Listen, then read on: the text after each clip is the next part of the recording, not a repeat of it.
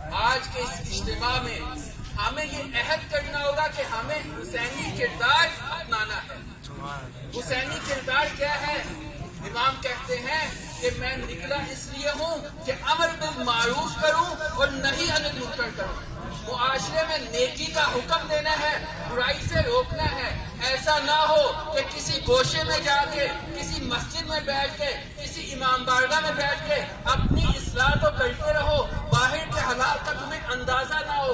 اس لیے کہ رسول خدا نے فرمایا من اصبح ولم یہتم بامور المسلمین فلیس منا، کہ جو صبح اس حالت میں کرے کہ اس کو مسلمانوں کے امور سے کوئی لین دین نہیں ہے تو وہ ہم میں سے نہیں ہے۔ وہ ماشاءاللہ ماشاءاللہ اپنے آپ کو نسبت نہ دے تو دنیا میں جہاں بھی ظلم ہو رہا ہے، چاہے شام میں ظلم ہو، چاہے یمن میں ظلم ہو، چاہے کشمیر میں ظلم ہو، چاہے فلسطین میں ظلم ہو، ہم تمام مظلومین کے ساتھ ہیں اور تمام ظالمین کے خلاف۔ ماشاءاللہ کربلا اب بھی حکومت کو نگل سکتی ہے، کربلا تخت کو تلووں سے مسل سکتی ہے، کربلا خار تو کیا آگ پچل سکتی ہے، کربلا وقت کے دائرے کو بدل سکتی ہے، کربلا قلعہ فولاد ہے جراروں کا، کربلا قلعہ فولاد ہے جراروں کا، کربلا نام ہے چلتی ہوئی تلواروں کا۔